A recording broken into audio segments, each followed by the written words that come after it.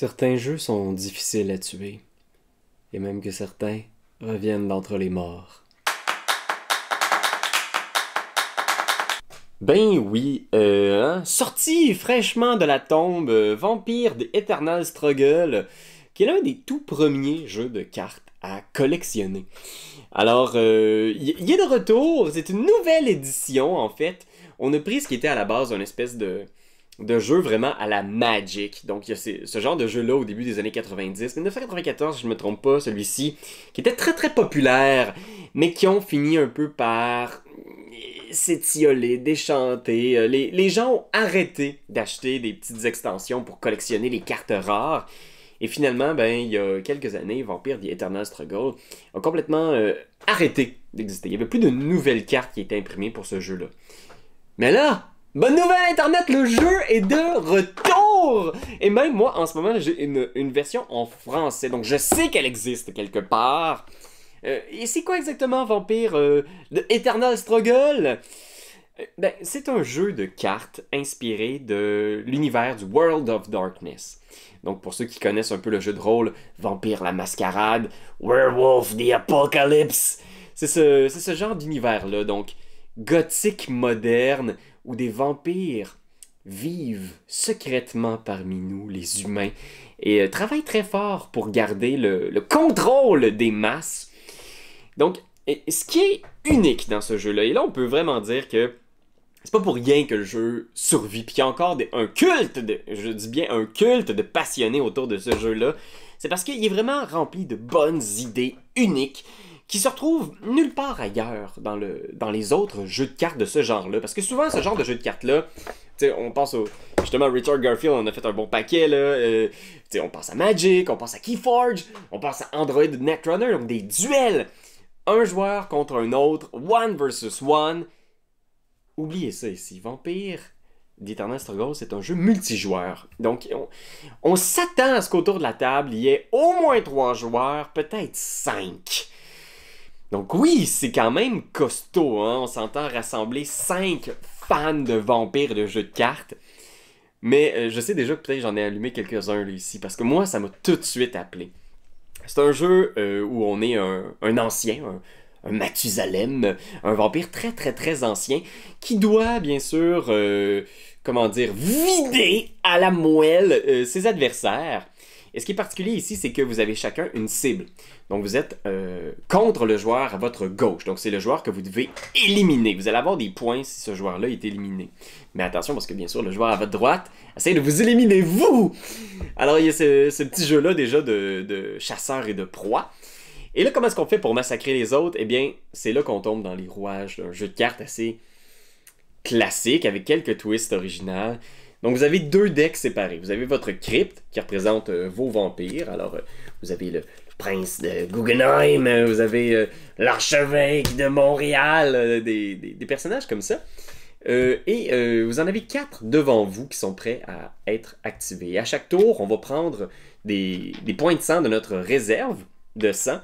Donc cette réserve-là, c'est à la fois nos ressources pour activer certains pouvoirs, activer certains vampires, mais c'est aussi nos points de vie. Alors si un jour on a plus de points de sang dans notre banque, ben on est mort, on est capote, c'est la mort finale. Alors à chaque tour, on va placer du sang sur les vampires devant nous. Nous, on sait ce qu'il y a en dessous, mais les adversaires l'ignorent. Et quand on a atteint la quantité de sang nécessaire pour réveiller l'un de ces charmants morts-vivants, eh bien il devient actif. Et c'est à ce moment-là que notre deuxième deck devient bien pratique. On peut jouer des cartes de notre main aussi avant d'avoir réveillé les vampires, mais en gros, ce qui arrive, c'est que ces cartes-là, ce sont des événements, des objets, les affaires assez standards de jeux de cartes. Sauf qu'il y a certains pouvoirs qui nécessitent d'avoir certaines disciplines. Donc c'est pas nous, à proprement parler, comme anciens qui les jouons, c'est nos sbires. Donc si j'ai un vampire qui a, je sais plus le nom de discipline, là, mais genre la magie des téméraires, ou si vous avez un vampire qui a de la discrétion, ben seulement ce vampire-là va être en mesure de jouer les cartes associées à ces disciplines-là. Donc si vous avez une super bonne carte de magie trémère, mais que vous n'avez pas de trémère encore réveillée devant vous, vous ne pouvez tout simplement pas la jouer. Fait que ça devient une espèce de petit équilibre où vous allez investir de vos points de vie, de vos ressources sur ces vampires-là pour leur faire jouer des cartes.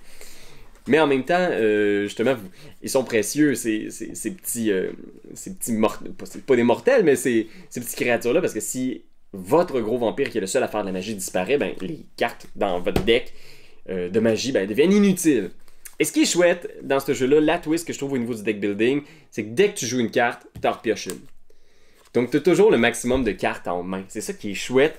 C'est que tu peux faire des combos qui s'activent en faisant je vais jouer ça, je pioche, ça, je peux jouer ça, je vais jouer ça, je vais mettre ça. Et il y a tout un lot de règles. Tu l'auras compris quand même, c'est un.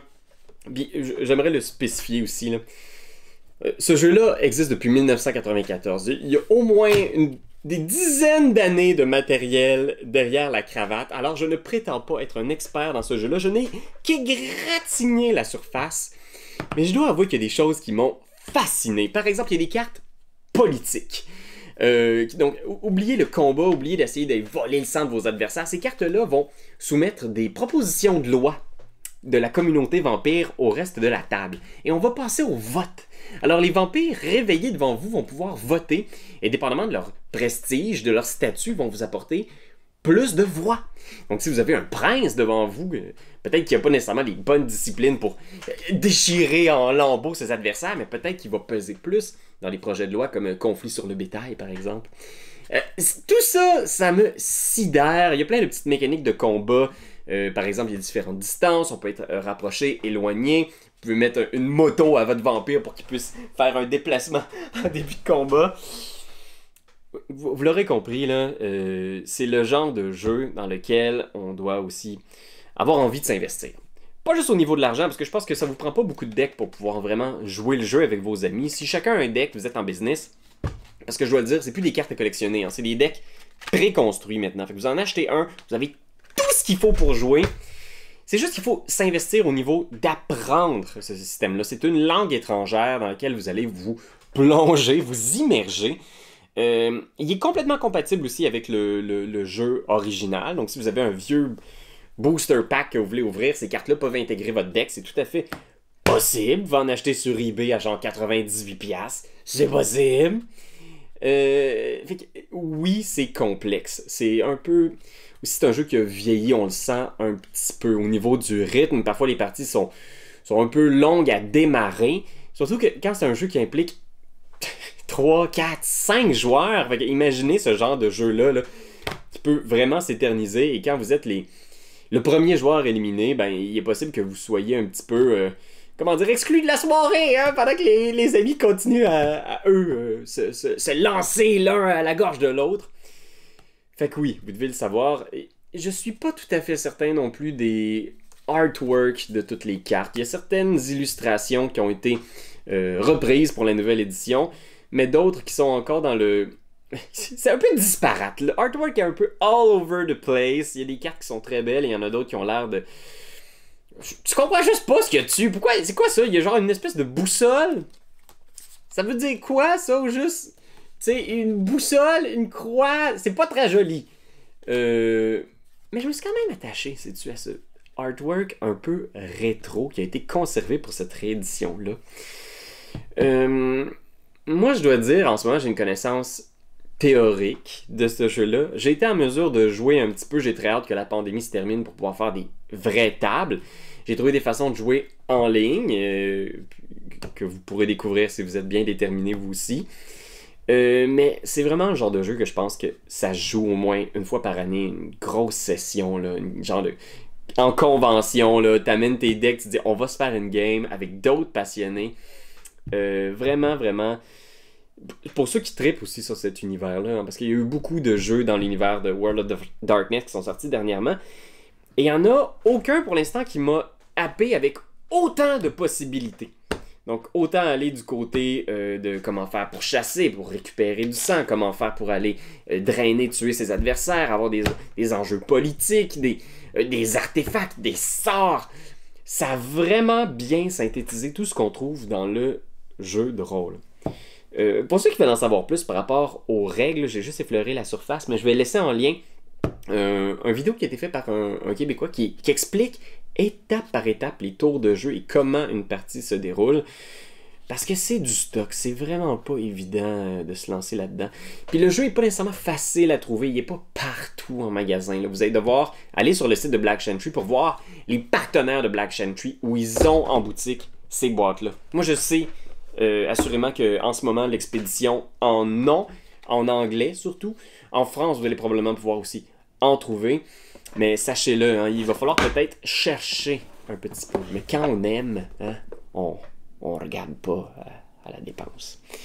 Fait que voilà, c'était ma mini-critique de Vampire The Eternal Struggle. C'est toi de trouver l'épisode de jour du Popoche? Sonne la cloche! Sonne la On cloche! parle de jeu, like-nous, commande, suis-nous, ouais! Sonne la cloche! Sonne la cloche! Partage à tes amis, partage à ta mamie, ouais. Sonne la cloche! Sonne la cloche! Comment ton ouais, fais-le mon kiki! Sonne la cloche! Sonne la cloche! Sonne la cloche comme quand Jésus a sonné à la porte pour aller souper chez Zachée.